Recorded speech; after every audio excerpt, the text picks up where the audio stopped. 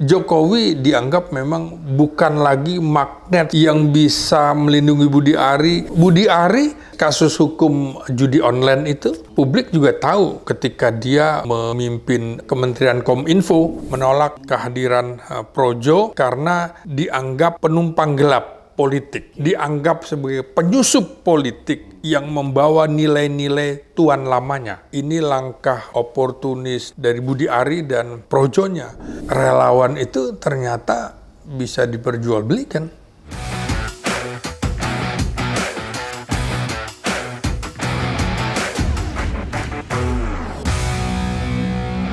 Kembali bersama saya di Abraham Samad Speka. Netizen, seperti biasanya hari ini saya menghadirkan tamu yang luar biasa. Ini sahabat kita semua, Bung Slamet Ginting. Iya. Assalamualaikum. Waalaikumsalam Bung warahmatullahi Slamet ini wabarakatuh. akademisi dan pengamat komunikasi politik dan militer dari Universitas Nasional UNAS. Harus siap disebutkan ini. Pak Slamet, Ya. ini agak lucu ya. Konfigurasi politik tanah air. Kenapa saya bilang konfigurasi politiknya agak lucu? Relawan itu dianggap sebagai kekuatan yang diperhitungkan sama dengan partai politik. Kenapa saya katakan diperhitungkan? Buktinya Projo, Pro Jokowi, tadinya kan ini pendukung mati nih, dari heartnya Jokowi, tiba-tiba membuat kongres dan menyatakan beralih dukungan ke Pak Prabowo, bahkan mulai melakukan justifikasi bahwa Projo itu bukan kepanjangan dari Pro Jokowi. Macam-macam lah dibuat dalil untuk membenarkan penjilatannya. Kan orang banyak mengatakan ini penjilat nih. Tiba-tiba mau masuk di Gerindra dan lain-lain sebagainya. Budi Ari sebagainya. Ini fenomena apa nih Bung Slamet yang terjadi di negeri kita? Kok ada relawan yang seolah-olah kayak terlalu diperhitungkan sama seperti kekuatan partai politik, padahal ini kan nggak ada apa-apanya. Ya memang ini era baru dunia ketika medsos itu menjadi salah satu penentu kemenangan di dalam partai politik. Penentu kemenangan di dalam kontestasi-kontestasi, termasuk kontestasi kepresidenan. Baik di Indonesia maupun di negara-negara maju. Ini kan fenomena ini di Indonesia 2014 muncul. Jokowi pertama ya? Iya. Nah di situ dia pengendali suara lewat situ. Efektif. Penyebaran massa, bagaimana diikat dengan medsos, mereka menggunakan kekuatan elektronik. Ya memang sekarang namanya perang itu sudah perang dunia maya. Yang kemudian partai politik adalah menggunakan cara-cara konvensional. Nah ini menarik menurut saya. Ketika Budi Ari mau menyatakan bergabung dengan Gerindra, walaupun baru mau belum ada penetapan nih. Tapi ini sudah menarik dan ada 3 makna menurut saya. Pertama, memang ini pragmatisme kekuasaan yang ada di Budi Ari sebagai pimpinan Projo, karena orientasi yang dibangun ketika membentuk relawan ini orientasinya kekuasaan. Pragmatisme politik, iya, bukan kekuasaan. Sejak Jokowi tidak lagi berada di tampuk kekuasaan sejak 2024, tentu mereka berpikir ini harus mencari peluang, mencari tuan baru, nah, gitu, induk semang yang baru. Nah, Projo, atau mencari donatur baru? Ya sudah pasti. Bagi Projo, Jokowi sudah tidak menjadi presiden, maka mereka merasa kehilangan sumber daya dan relevansi kekuasaan di situ. Jadi bergabung ke Gerindra bisa dibaca sebagai strategi bertahan hidup. Bagi Projo dan bagi Budi Projo Ari. Dan bagi Projo atau bagi Budi Ari? Bagi Projo dan Budi Ari pasti. Pertama gini, Gerindra adalah partai pemenang pemilu presiden. Nah, siapa yang berkuasa, partai mana yang tokohnya berkuasa jadi presiden, itu adalah gula-gula. Ingat nggak? Bagi relawan ya, gula-gula ya? bagi politikus semua. Oke. Ingat waktu SBY yang hanya sekitar 7%, tapi dia jadi presiden. Otomatis suaranya akan melambung. Bisa sampai 3 kali lipat. 2-3 kali lipat. Maka ini diperkirakan ke depan Gerindra di bawah Presiden Prabowo Subianto. Dia sudah dalam rentang 1 tahun, 2 tahun ini, setahun bahkan, sudah akan melampaui PDIP secara survei politik.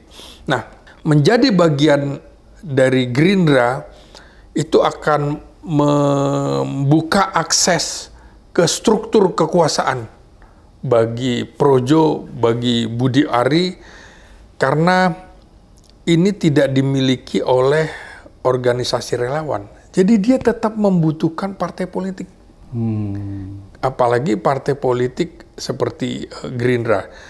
Dengan kata lain, meninggalkan Jokowi dalam tanda petik, ini adalah bagian dari survival untuk tetap hidup di dalam dunia politik. Karena supaya eksis ya? Iya, karena relawan itu menjadi bagian dari institusi kekuasaan baru sejak 2014. Jadi relawan itu pertama dimunculkan oleh Pak Jokowi ya? Iya. Eranya Pak Jokowi ya? Iya. Terutama kan sebenarnya pada saat Pilkada Jakarta. Bung Slamet, kenapa Projo ini tidak ke PSI? Jokowi kan jadi ketua pembina ya? Iya. Terus Kaisang di sana jadi ketua PSI. Kenapa dia nggak ke PSI? Pertama, PSI itu masih dianggap partai guram. Partai kecil ya? Partai guram. Bukan cuma kecil. Karena dia tidak ada di parlemen. Sementara tokoh seperti Budi Ari itu masuk ke Gerindra juga punya motif proteksi politik. Mau mengamankan diri. Iya, jadi impunitas politik itu adanya di Gerindra sebagai partai penguasa di mana Prabowo berkuasa sebagai presiden. Berarti kalau dia butuhkan impunitas, perlindungan, berarti dia merasa bahwa dia punya masalah hukum ya? Persis, kasus hukum judi online itu, publik juga tahu ketika dia memimpin Kementerian Kominfo, ini kan cukup kuat di benak publik, dia harus bertanggung jawab. Karena itu setelah dia dipecat dari kabinet, dia pasti berpikir, ini saya harus ada yang memproteksi secara politik. Ya paling aman di Gerindra, bukan di yang lain-lain. Itu dia hitung betul.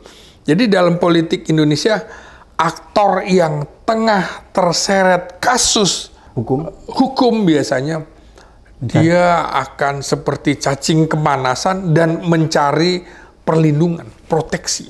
Jadi itu yang dialami Budi Ari? Iya. Jadi betul-betul dia mencari payung politik agar punya backing kekuasaan. Ada perlindungan hukum? Ada perlindungan. Berani nggak seperti KPK, kepolisian, Kejaksaan Agung nyenggol Budi Ari ketika Budi Ari sudah menjadi kader Partai Gerindra. Jadi penegak hukum nggak berani karena dia punya backingan ya? Iya. Betul-betul Gerindra ini menjadi poros kekuasaan baru di Indonesia. Makanya seperti gula-gula, nanti nih Bung Abraham lihat, akan banyak tiba-tiba kader partai politik lain hengkang, pindah ke Gerindra. Lompat. Karena menurut saya sekarang ini elektabilitasnya, menurut saya sudah di atas 30%. PDIP dah yang tadinya kira-kira 20%, menurut saya sudah berkurang banyak. Bahkan mungkin tersisa sekitar 13-15% dari sebelumnya 19-20%. Jadi betul-betul harus bisa kita pahami ya tanda petik. Ini menjadi posisi tawar dia meminta perlindungan secara simbolik dengan mengemukakan kepada publik, saya akan ke Gerindra. Saya diminta loh oleh presiden, kan gitu. Hanya saya yang diminta gitu. Nah, ketiga ya dia kan begitu dipecat dari kabinet, berangkat juga ke Solo kan? Melapor ke tuannya. Melapor. Nah, tapi dia melihat bahwa Jokowi ini sudah tidak punya daya tarik politik yang tinggi lagi.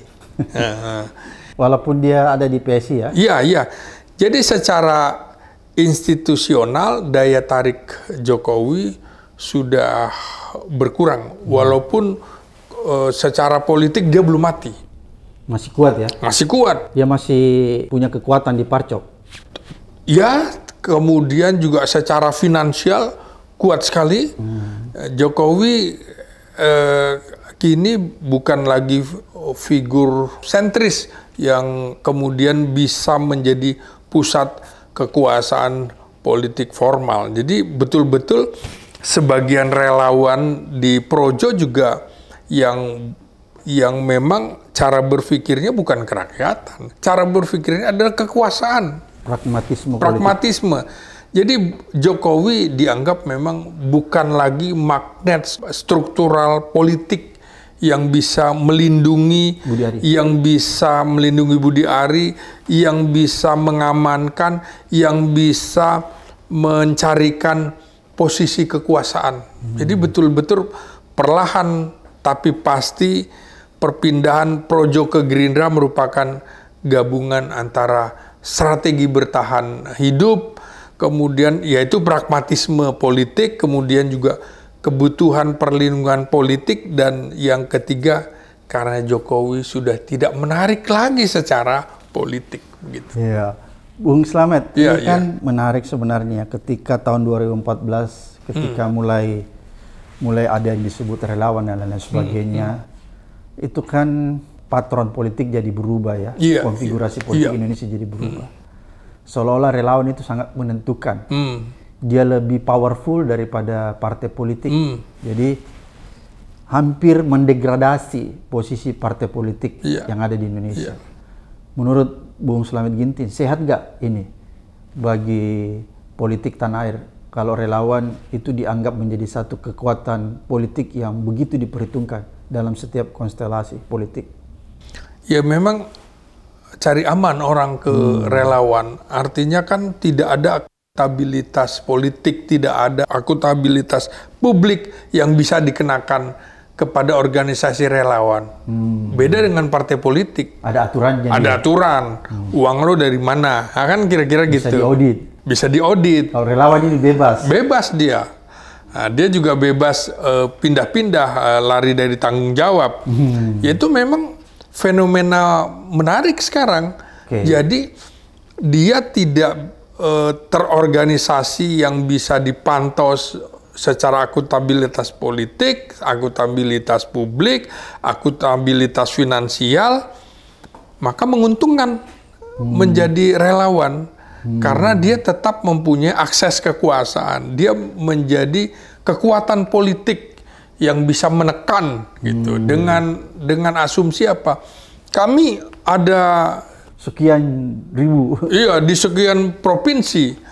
Walaupun mungkin itu pepesan kosong misalnya. Mengklaim aja ya? Mengklaim aja. Iya. Ya, tapi politik kan begitu. Politik kan klaim bagaimana bisa meyakinkan publik bahwa dia lebih besar. Contoh dulu. Sebelum masuk dijadikan partai buruh misalnya. Oh, buruh dulu dianggap hebat. Mokhtar Pakpahan. Wah, begitu dia diformalkan sebagai partai politik, suaranya cuma 1%. Nah, ini menurut saya klaim betul. Nah, ini yang kemudian relawan kekuatannya antaranya juga kekuatan finansial. Kekuatan klaim juga ya? Klaim juga. Belum tentu kalau dia jadi partai politik dia ada suara ya? Iya.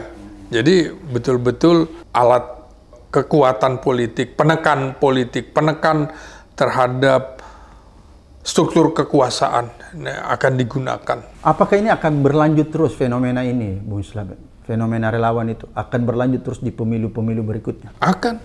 Kan menarik biasanya relawan itu berhenti setelah pilpres selesai, pilkada selesai. Tapi kan ini enggak.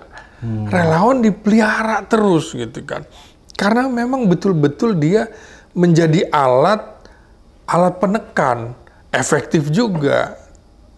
Efektifnya kenapa? Karena ada media massa, ada terutama media sosial yang bisa dimanfaatkan, bisa dikapitalisasi untuk kepentingan politik para relawan ini. Jadi dia betul-betul dia bersembunyi di balik selimut kekuasaan, sehingga nggak bisa dipantau. Ini mewakili partai politik mana gitu kan, nggak aman dia.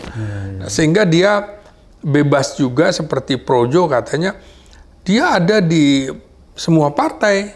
Klaimnya kan seperti itu. Jadi menurut Bung Slamet bahwa relawan ini sebuah fenomena baru dalam dunia politik kita. Dan dia punya daya pressure yang kuat ya, karena dia selalu juga meminta jatah, misalnya sebagai menteri, komisaris dan lain sebagainya. Jadi kan harus itu kan relawan rela gitu, ikhlas, ya. Itu jelas. Tidak harus mendapat sesuatu imbalan kan, relawan kan begitu sebenarnya. Kalau lagu dangdut kan begitu, tapi politik kan tidak begitu. Jadi ini memang fenomena unik, relawan bukan sekadar mesin kampanye sementara. Dulu kan sementara, jadi sekarang bukan sekedar mesin kampanye sementara, tapi lebih sudah menjadi institusi politik non-formal yang hidup lebih lama dari pemilu. Lebih lama dari pemilu. Nah, ini menimbulkan paradoks tentu ya. Jadi relawan tidak punya struktur akuntabilitas publik seperti partai politik, tapi punya pengaruh besar terhadap pejabat negara. Takut nih pejabat negara terhadap relawan.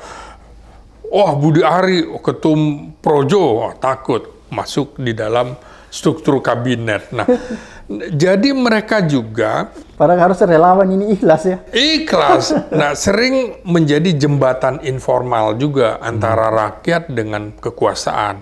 Tapi juga dia menjadi instrumen patronase baru. Jadi betul-betul dia menggunakan politik patronase menggelayut di atas gitu loh. Jadi dia bisa minta, gue udah berjuang juga untuk lo, masa gue nggak dapet apa-apa. Setidak-tidaknya yang ada di bayangan mereka adalah komisaris BUMN misalnya. Nah, dalam kasus Indonesia misalnya Projo, Jokowi Mania, Ganjaris ya, itu bisa kita lihat begitu tokohnya kalah itu wassalam seperti Ganjaris nggak ada lagi. Nah, tapi Jokowi Mania atau Projo karena dia kemarin mendukung Prabowo maka tetap hidup selama yang dijagokan tokohnya untuk maju dalam kontestasi menang, dia akan hidup lebih lama dari rejim pemilu itu sendiri. Sehingga fenomena ini juga terlihat bukan di Indonesia. Jadi relawan itu sekarang seperti daihat. Daihatnya Duterte misalnya dulu kan, itu juga gitu.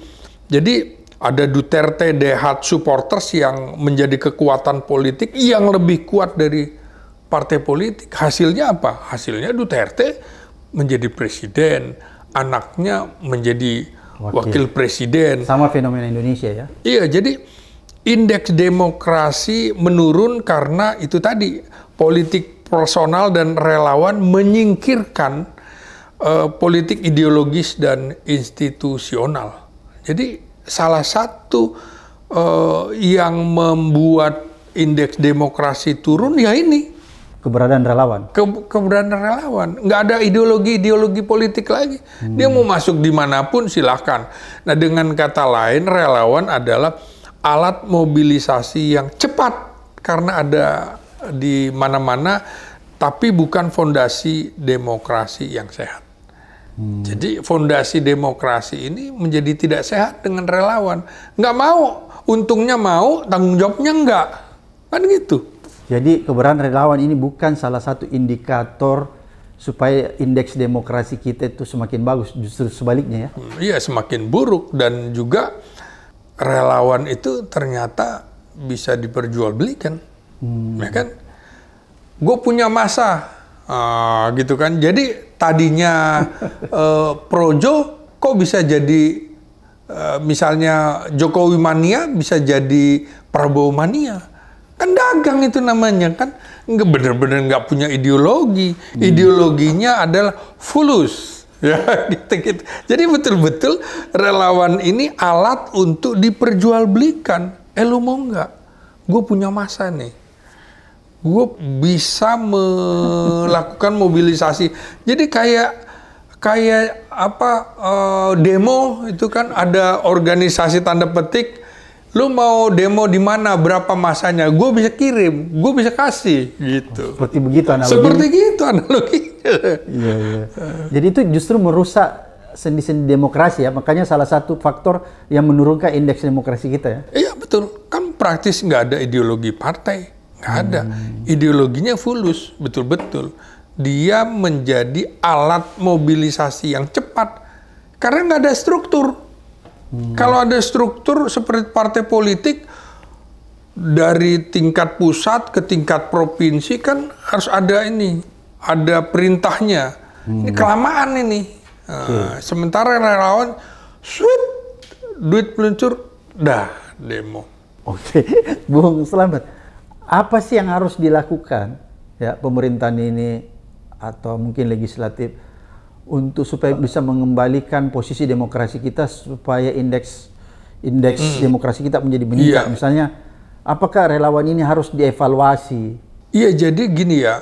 Harusnya nggak diberi tempat, kira-kira gitu. Iya, nggak bisa juga. Kan di dalam demokrasi kita harus memberikan kesempatan. Setidak-tidaknya gini ya.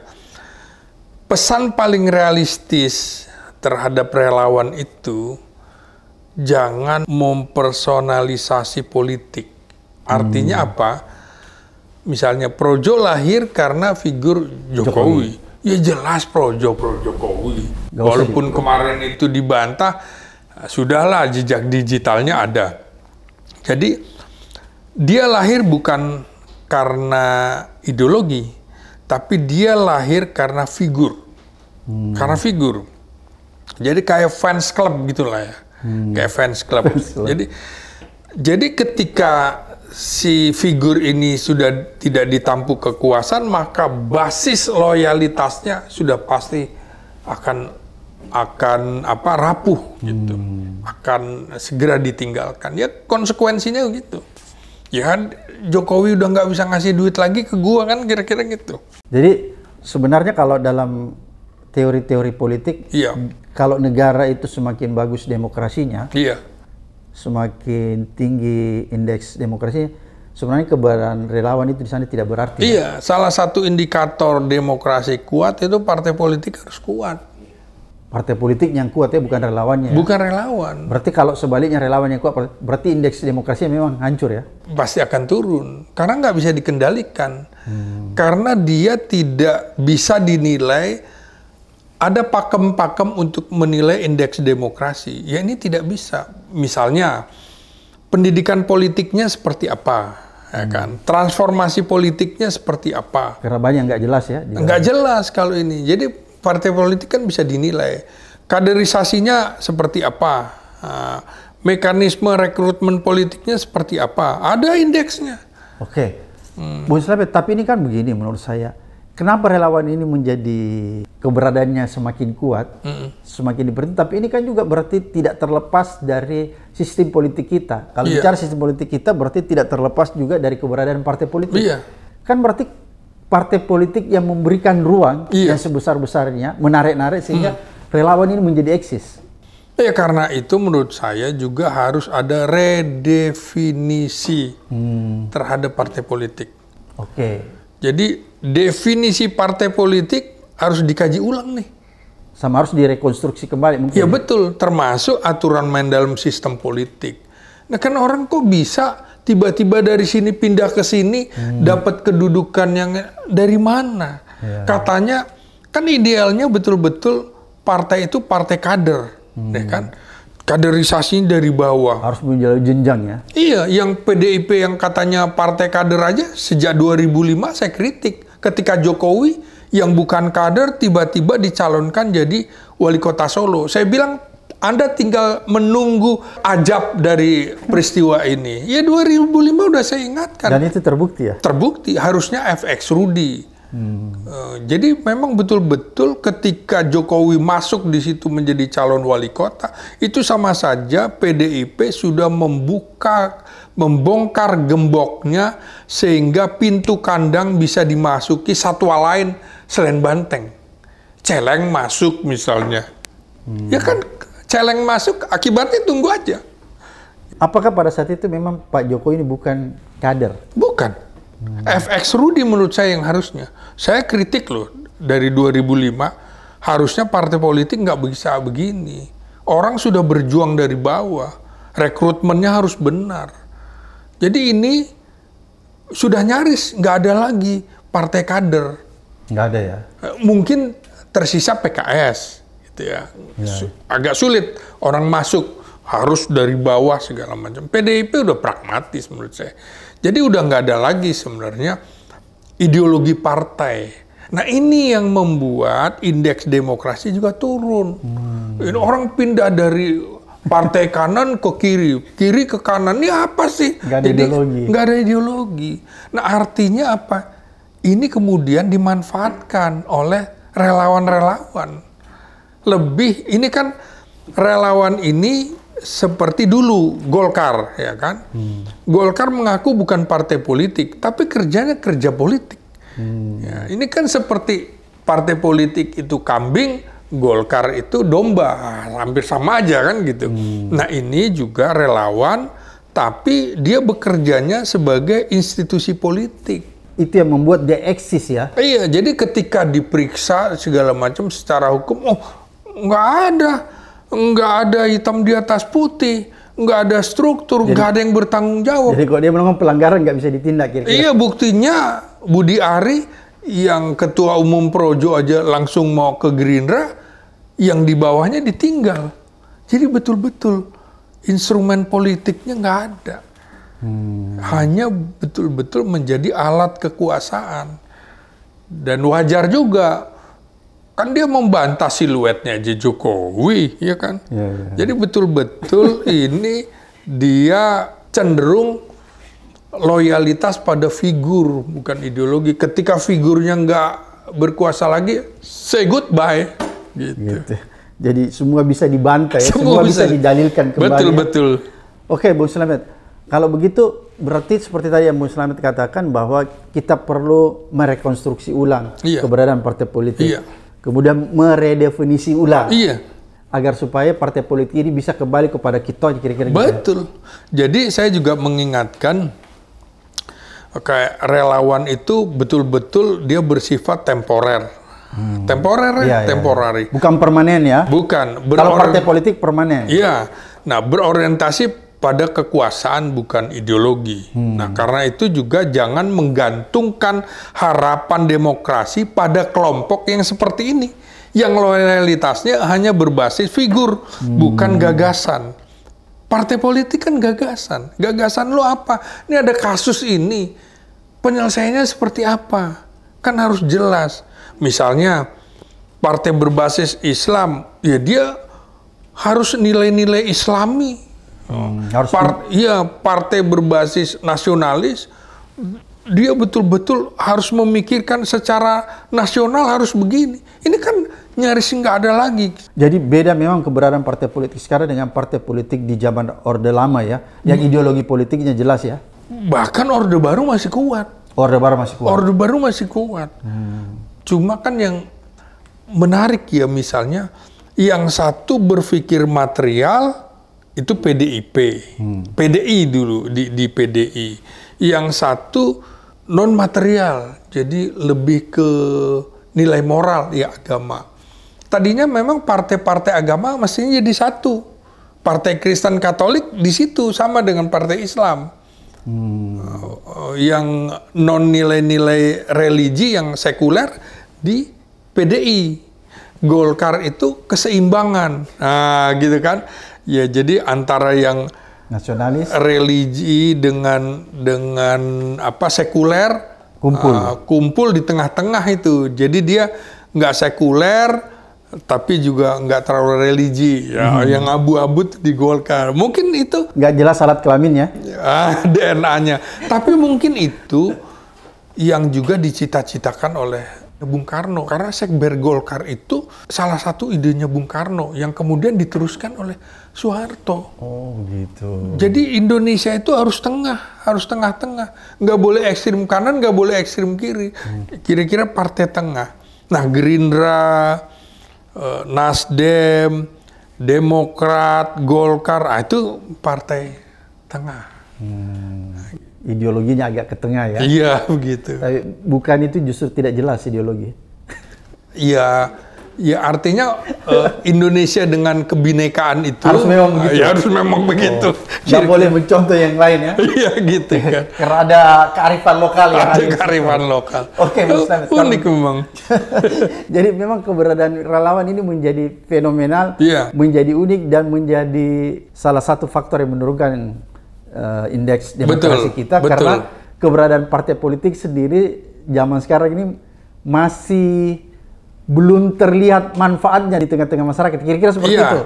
Nah, ini yang kita harus lihat juga nantinya apakah relawan atau keberadaan Budi Ari yang akan masuk ke dalam Partai Gerindra harus dilihat juga lebih banyak manfaatnya atau mudaratnya. Oke. Kan gitu. Itu juga tentunya akan terjadi benturan menurut saya. Benturan di mana? Di Partai Gerindra. Benturannya begini karena kalau Prabowo nanti gagal mengelola, ini secara elektoral Gerindra bisa nyungsep. Karena apa? Kan dianggap citra bersihnya Prabowo, sementara citra negatifnya Budi Ari.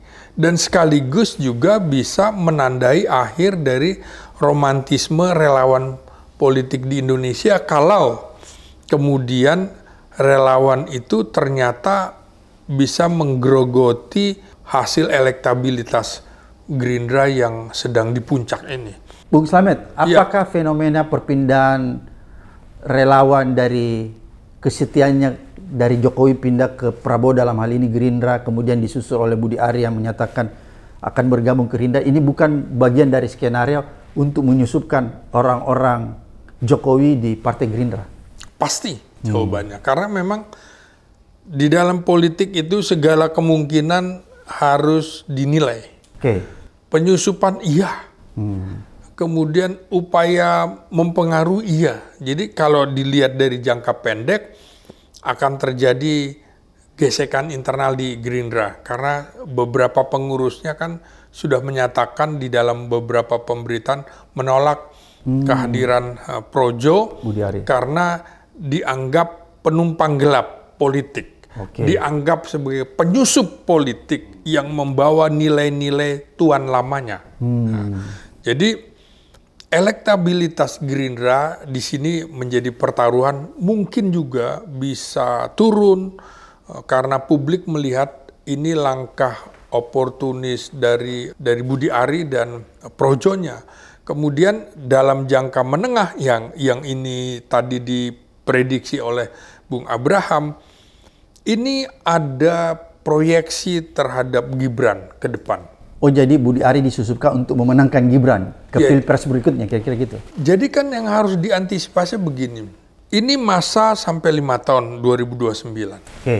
Kalau terjadi apa-apa dengan Prabowo Subianto, kan kita nggak tahu umur seseorang gitu ya. Kita doakan aja, kita umur panjang, husnul khotimah, tapi kematian rahasia Allah kan, rahasia Tuhan.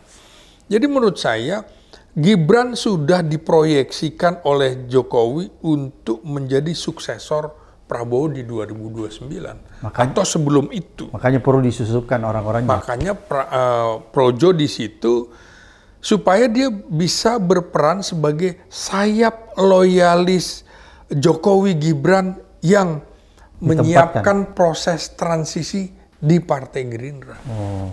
Jadi betul-betul disiapkan karena posisi Projo itu otomatis bisa memperkuat posisi Jokowi di Gerindra sebagai kingmaker informal. Kingmaker informal karena apa? Ini bisa memunculkan friksi juga bahwa ini adalah kelompok Prabowo murni ini adalah kelompok Prabowo palsu, dalam hal ini adalah kelompok Jokowi Gibran. Ya dalam perspektif politik wajar orang membuat analisis perspektif sampai seburuk-buruknya. Oke, jadi menurut kacamata Bung Slamet nih sebagai ilmuwan politik, Iya. harusnya Gerindra tidak perlu merekrut ya, karena ini bagian dari penyusupan. Ya enggak juga. Karena begini, ini relawan ini pada saat Pilpres kemarin, Oh gitu. nah, memberi manfaat daripada, kan perspektifnya bisa juga, daripada kemudian dikendalikan yang lain, mendingan dikendalikan oleh Gerindra atau Prabowo. Ini kan ikut menaikkan, ikut memenangkan Tapi Prabowo. dikendalikan bukan berarti harus masuk ke dalam partai kan? Ya bisa iya, bisa tidak. Oke. Nah, di dalam politik tuh harus menghitung sampai seperti itu. Iya, iya, iya. Jadi daripada dikendalikan oleh misalnya ya Budi Ari, dia akan lebih tersandera kalau di dalam Gerindra ketimbang di luar. Lo gue bisa masukin ini kalau lo nggak bikin begini kan gitu. Jadi betul-betul Prabowo ini di dalam menghadapi fenomena Budi Ari dengan Frojonya, ini tidak dipahami oleh Bung Abraham Samad sebagai orang Sulawesi dan saya sebagai orang Sumatera. Dan kita harus menyelami itu, mari masuk di dalam Budaya kancah Jawa. budaya Jawa yang kita harus tahu manuver-manuver ini seperti apa nantinya. Karena begini, Bu.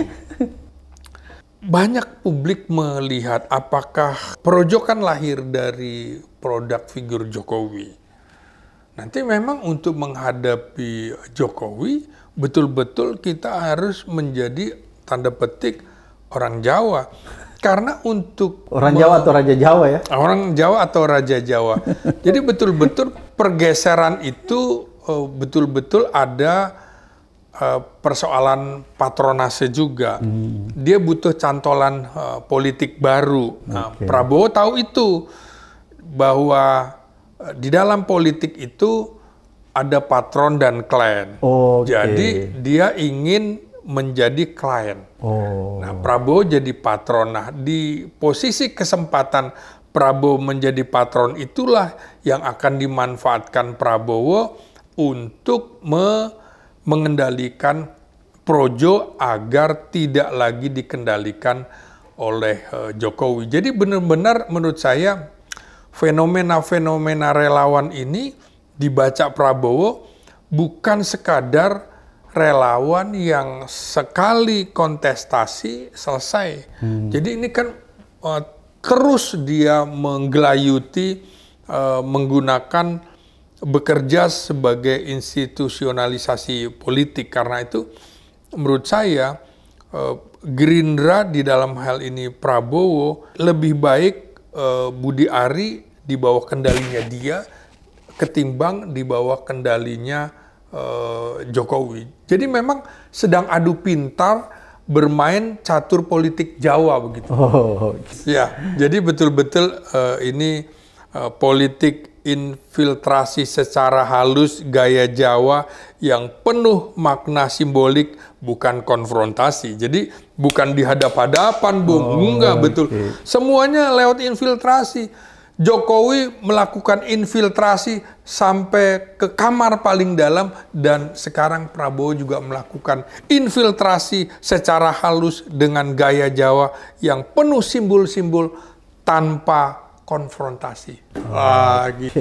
Luar biasa, Bung Slamet apa yang disampaikan. Iya. Mudah-mudahan mencerahkan kita ya, Iya, mengedukasi kita, iya. sekaligus menuntun kita terus mengamati perkembangan politik tanah air yang semakin dinamis. Sampai ketemu di episode berikutnya di Abraham Samad Speak Up.